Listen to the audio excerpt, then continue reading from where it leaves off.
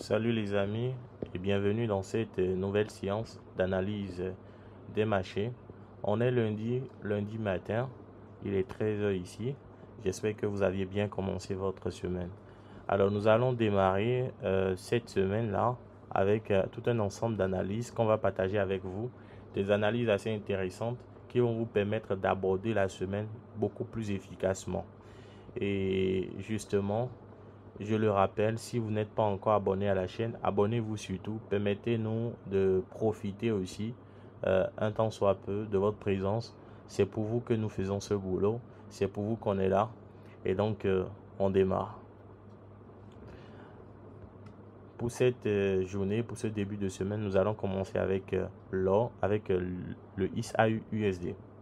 La semaine dernière, on a eu pas mal d'accumulation de prix dans entre ces niveaux de prix là. Nous avons eu tout un ensemble de mouvements. Il y a eu des hausses comme il y a eu des baisses. Par contre, on n'a pas eu de vraie dynamique, que ce soit des dynamiques de hausse ou que ce soit des dynamiques de baisse. Nous n'avons pas eu de vraie dynamique. Le marché est resté beaucoup plus dans une structure de stagnation. Voilà. Donc, on peut pas lui en vouloir. Par contre, pour cette semaine, nous avons de très belles opportunités.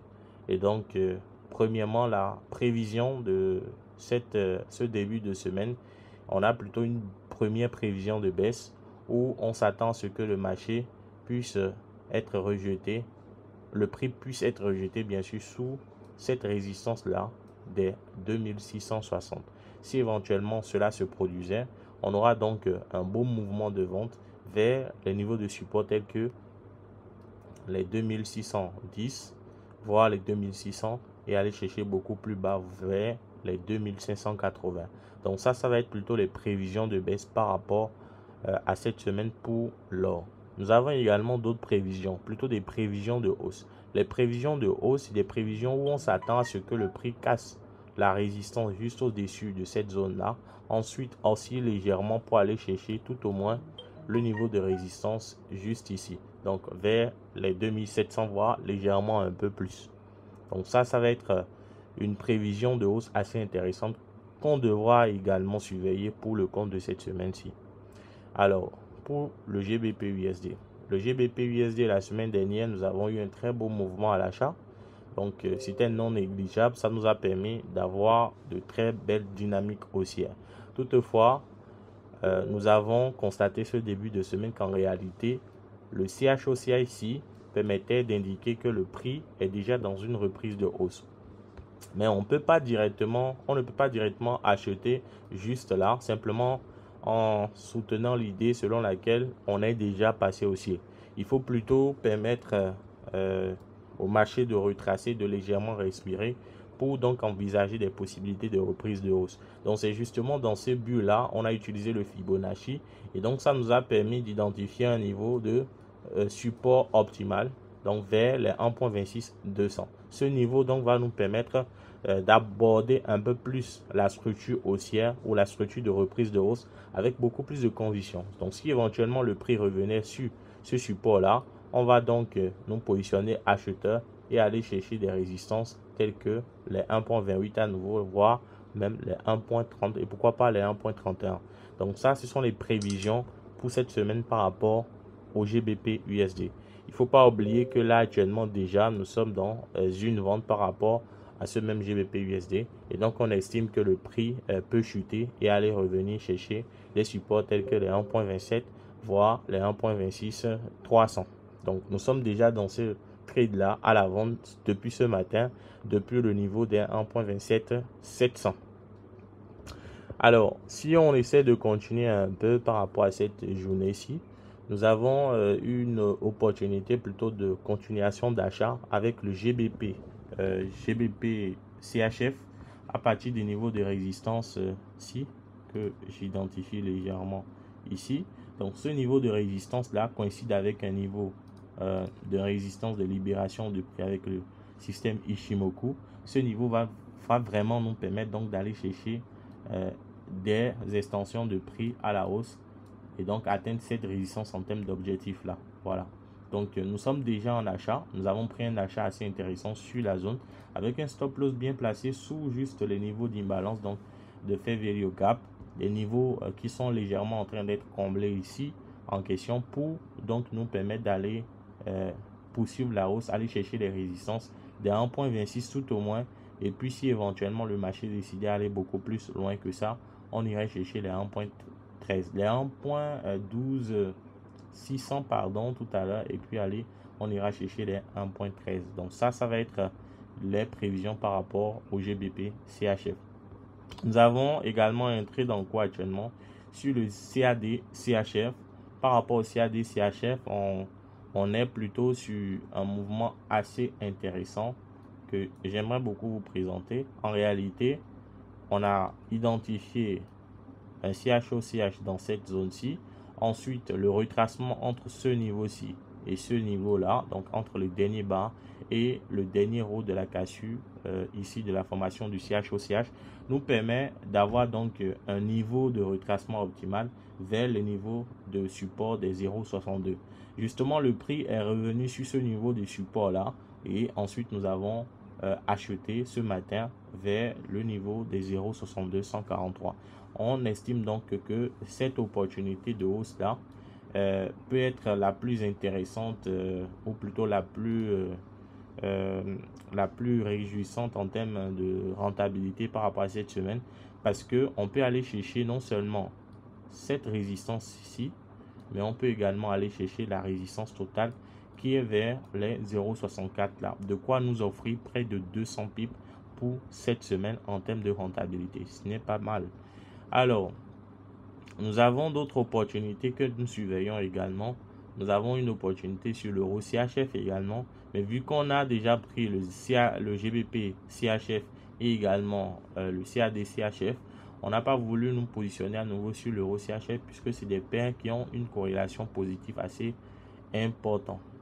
Voilà, donc ensuite, nous avons d'autres opportunités. Nous avons d'autres opportunités, notamment sur l'euro NZD.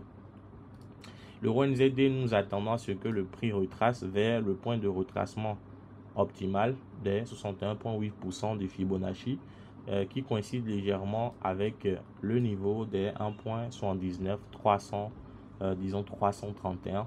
Et donc si le prix revenait sur ce support, nous allons nous positionner à l'achat, aller chercher des objectifs tels que les 1.81 voire même les 1.82. et donc ça ne s'arrête pas là pour les opportunités pour cette semaine. Nous avons également une autre opportunité sur l'euro AUD.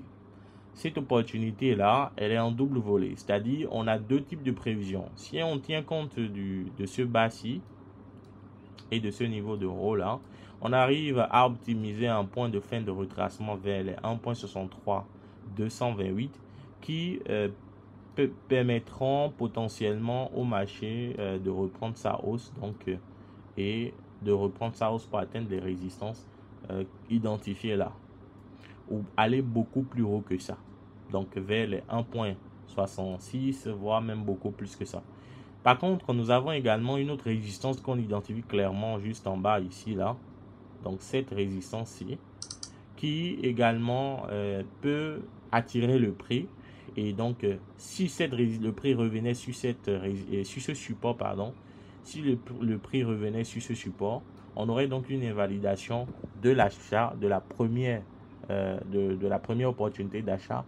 Et donc, on aura une seconde opportunité d'achat avec bien sûr les mêmes objectifs en termes de rentabilité. Voilà, et donc après nous avons deux autres opportunités dans l'USD-CHF. L'USD-CHF qui potentiellement peut nous offrir quelque chose de très très intéressant en termes de baisse. Si le prix revenait sous la résistance là, alors on aurait une très belle opportunité de baisse sous le niveau des 0,88 307.